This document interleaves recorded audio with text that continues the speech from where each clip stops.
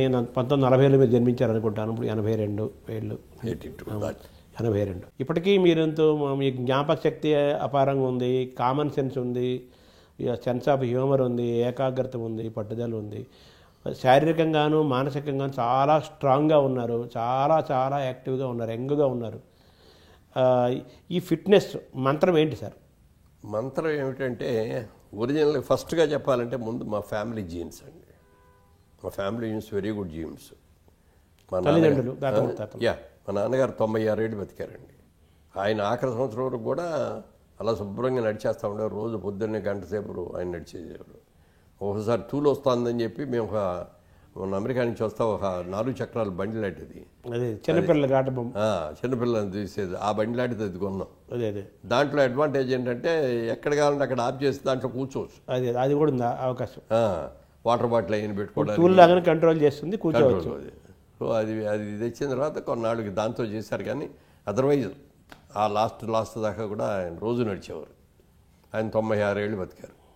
ఇక మా అమ్మగారు రోజు బయటికి వెళ్ళి వాకింగ్కి వెళ్ళేవారు కదా, కానీ ఆ ఇంట్లో పెద్ద కారిడార్ ఉండేది. ఈ కారిడార్లో ఇటు ఆవిడ గంట సేపు నడిచేవారు. సో ఆవిడకు దాదాపు 100 ఏళ్ళు జీవించారు. 100 ఏళ్ళు, 101వ సంవత్సరం రాబోతుండగా పోయారు. ఒక నెల రోజుల్లో 101వ సంవత్సరం వస్తుంది అనుకున్న టైంలో శత జయంతి చేసుకుంది. సో అందుకని ఆ జీన్స్ నెంబర్ 1 జీన్స్. నెంబర్ 2 మన క్రమశిక్షణ.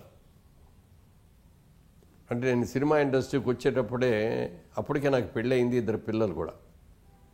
అప్పుడు ఒకటే అనుకున్నా, మనం ఈ టైంలో వెళ్ళి సినిమా ఇండస్ట్రీకి వెళ్ళి అక్కడ ఉన్న ఆకర్షణలు కనుక మనం బలైపోయామంటే నా భార్య పిల్లలు ఏమైపోవాలి? రేపు పొద్దున్న నా గురించి వాళ్ళు ఇదిగో ఈయన చేసుకోబట్టి మన అందరం కూడా ఈయన కష్టాలు పడతామని అనుకోకూడదు కదా అని చెప్పి నాకు నేనే కొన్ని రిస్ట్రిక్షన్స్ పెట్టుకున్నానండి.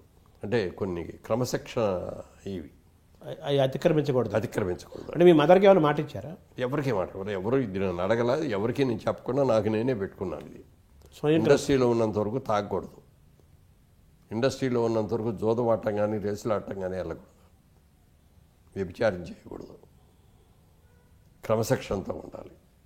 ఇదేని నాకు నేనే స్వయంగా పెట్టుకున్నాను. అది పాటిస్తూ వచ్చాను. తర్వాత మా వాళ్ళకి కూడా తెలిసింది అనుకోండి. అలా అది ఉన్నాం. తర్వాత ఏమో మా ఆవిడ నాకు పెట్టే ఆహారం ఉదయం బ్రేక్ఫాస్ట్ దగ్గర నుంచి నైట్ ఫుడ్ దాకా ఏది తినాలి, ఏది ఆరోగ్యవంతమైంది, అది కూడా ఎంత తినాలి అంతే పెడతాను. ఆవిడ డైటీషియన్ నిజంగా నాకు పర్సనల్ డైటీషియన్ అనమాట ఆవిడ. అవన్నీ పెట్టడం మూలంగా మిగతా ఆహారం, ఆరోగ్యకరమైన ఆహారం అవన్నీ తినడం మూలంగా ఈ ఫాస్ట్ ఫుడ్స్ తినడం అయ్యి. మీకు ఇష్టమైన ఆహారాలు ఏంటి సార్? మావిడి నేను వంట. అది సరే, పదార్థాలు అంటే మీ అమ్మ వంట కూడా ఇష్టమే ఉంటుంది. అమ్మ వంట ముందు చెప్పుకోవాలి కదా, ముందు అమ్మ వంటే చెప్పుకోవాలి, తర్వాత కదా ఆవిడ అదే అంటాను.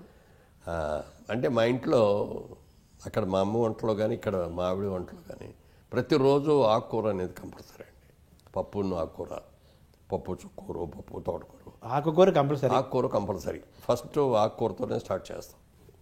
మీ ఆరోగ్య రహస్యంలో అది కూడా ఉంటుంది, ఆకుకూర. ఆకుకూరలు పప్పు మామిడికాయో, పప్పు దోసకాయో, ఎట్లా ఏదో ఒకటి. పప్పుకూర మాత్రం ముందు పప్పుకూర ఒకటి ఉంటుంది కంపల్సరీగా. తర్వాత బోరు కొట్టలేదు, అది బోరు కొట్టలేదా రోజు ఆకుకూర ఏదో ఆకుకూర ఏంటని? లేదు, అసలు బోర్ అనిపించలేదండి. అవే అసలు బాగా ఎంజాయ్ చేస్తుంది ఆకుకూరలు. గోంగూర అయినా, తోటకూర అయినా, పాలకూర అయినా, బచ్చల గోంగూర కానీ, పప్పు చుక్కూర కానీ రోజు పెట్టినా తింటా. రోజు అదే కూర పెట్టి, ఒకే కూర పెట్టి, అలాగే పప్పు మామిడికాయ రోజు పెట్టా తింటా. ఏది 320 రోజులు పెట్టా కూడా తింటా. అంటే మీ అమ్మ వంటలో నుంచి అది అలవాటు అయి ఉంటుంది. తర్వాత మీ ఆవిడ ద్వారా అది కంటిన్యూ అయింది. ఆ తర్వాత మీరు ఈ ఆహార నియమాలు మీ తల్లి దగ్గర నుంచి మీ ఆవిడ చేసే డైటీషియన్ లాగా ఆవిడ ఆలోచించి ఏది తింటే బాగుంటుంది, ఏది తినకూడదు, ఏది తినాలి, మీరు స్వయంగా ఏమి నిర్ణయించుకోలేదా? లేదు, వాళ్ళు చెప్పినవి నాకు అంగీకారం అయింది. అయితే మేము కూడా, నేను నాన్ వెజిటేరియన్స్ అయినా కూడా ఎక్కువగా వెజిటేరియన్ లైక్ చేసేవాళ్ళం. మేము వీక్లీ వన్స్ ఆర్ ట్వైస్ మాత్రం నాన్ వెజిటేరియన్ ఫుడ్, ఫ్యామిలీ అంతా. సో మీరు ఫ్యామిలీ అంటే మిగిలిన తింటారు, అది పిల్లలు ఉంటారు. బట్ మాకు మాత్రం నేను వారానికి ఒక 2 రోజులు కానీ ఒక రోజు కానీ. సో మీ ఫిట్నెస్లో మీ శారీరక వ్యాయామం యోగా అటువంటివి ఏమైనా చేస్తారా? అవన్నీ డెఫినెట్గా చేస్తానండి.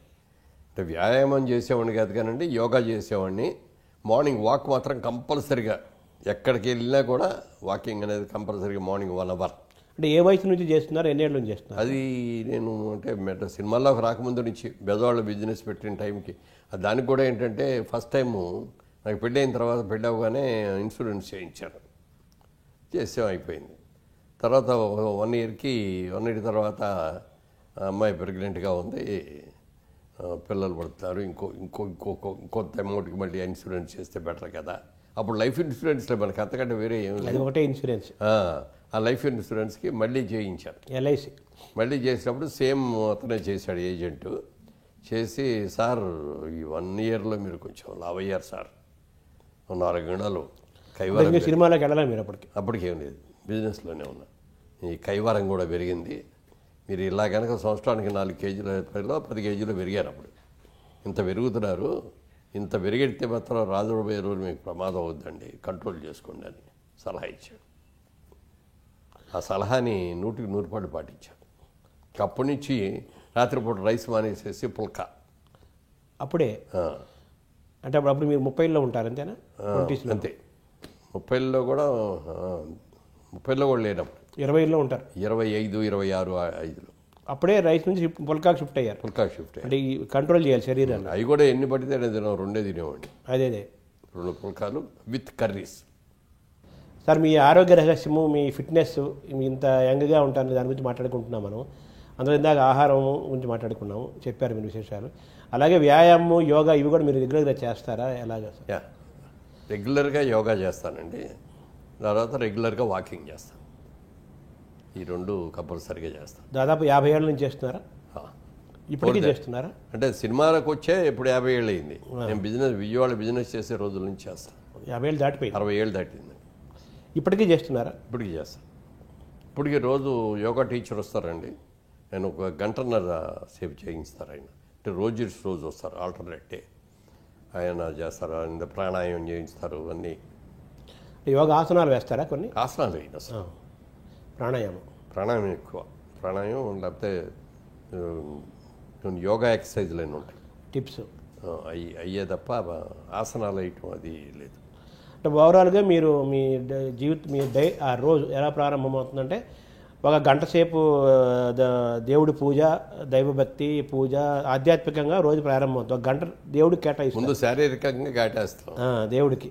తర్వాత కాదు ముందు శారీరకంగా వాకింగ్కి వెళ్ళి ఫస్ట్ గంట వాకింగ్ అయిన తర్వాత కాఫీ తాగి ఆ న్యూస్ చూసి స్నానం చేసిన తర్వాత అప్పుడు పూజకి వస్తారు.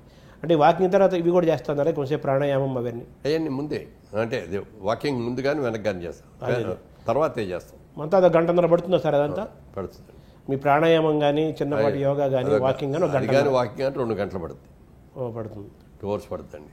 తర్వాత స్నానం చేసిన తర్వాత పూజ 1 అవర్. 1 అవర్, 3 గంటలు. అంటే మీ మెంటల్ ఫిట్నెస్, ఫిజికల్ ఫిట్నెస్ యొక్క రహస్యం అంతా ఇదే, అంతే కదా మరి. శరీరాన్ని మనసును కంట్రోల్ చేసుకోవటం.